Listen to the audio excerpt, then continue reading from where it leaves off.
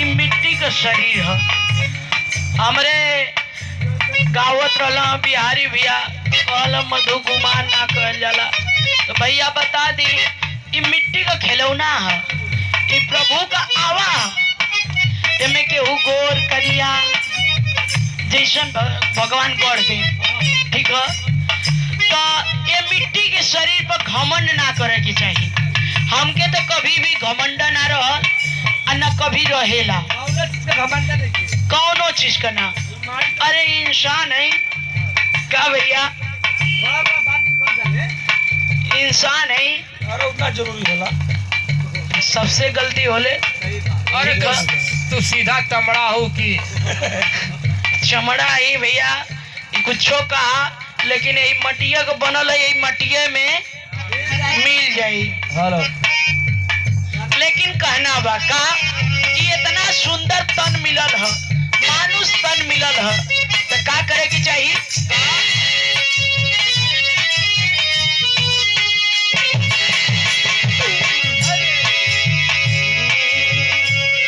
कमन गति होई बिना भक्ति का, कमन गति होई।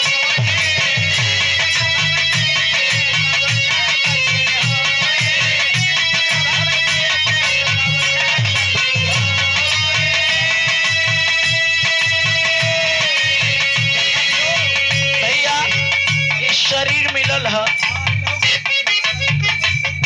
ढोलक वाले भैया भजन भी कह लेवे के चाहिए। केकर भजन करला?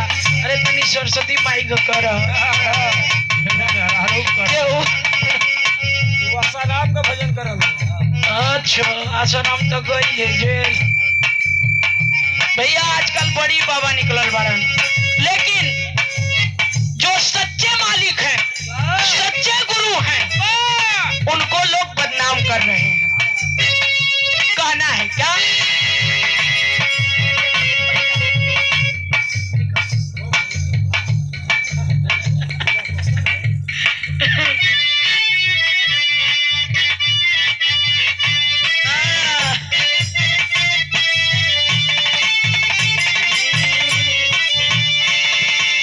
कवन गति होई बिना भक्ति का, कवन गति।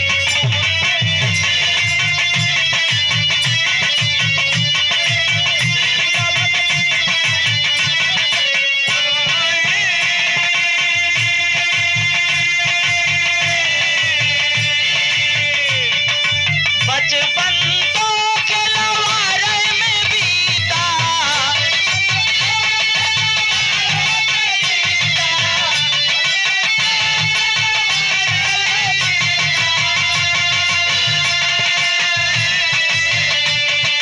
ए भैया ए बाबू लोग अब भोर हो गल, उठ जा।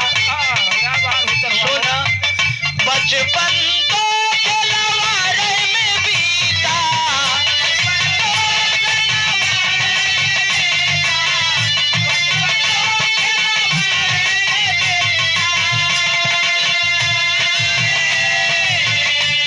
जुल्मी जवनिया को नींद ने जीता।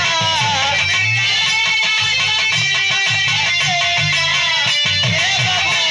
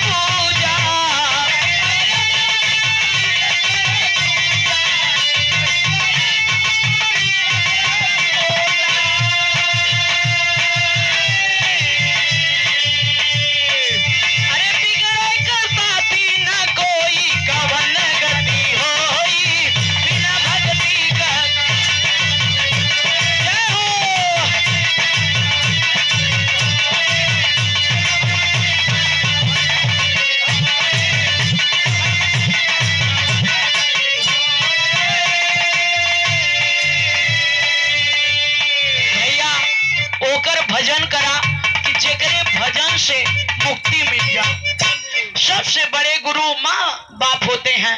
वाह। अपने पूर्वजों का सेवा करिए। वाह। और सबसे गुरु जो मुझे इस भव सागर से निकालेगा, आज हमारे स्वामी श्री श्री अलघरानंद जी महाराज जी, विश्व गुरु जिनको मिली है विश्व गुरु की उपाधि 1008, जो कि वैसा गुरु कोई है ही नहीं है। वाह। वो तो मानिए तो देव नहीं तो पत्थर, वाह। वो तो कृष्णा अवतार हैं बाबूजी वाह। कलयुग में। जैसन कर्मी वैसन धर्मी। वाह। तब समय मिले ना, ज्यादा समय मिले थे 10 मिनट 5 मिनट नहीं 2 मिनट प्रभु को भजन जरूर कर लेवे के चाहिए। करे के चाहिए। यही पर मास्टर आजा कुछ बजा के हमरे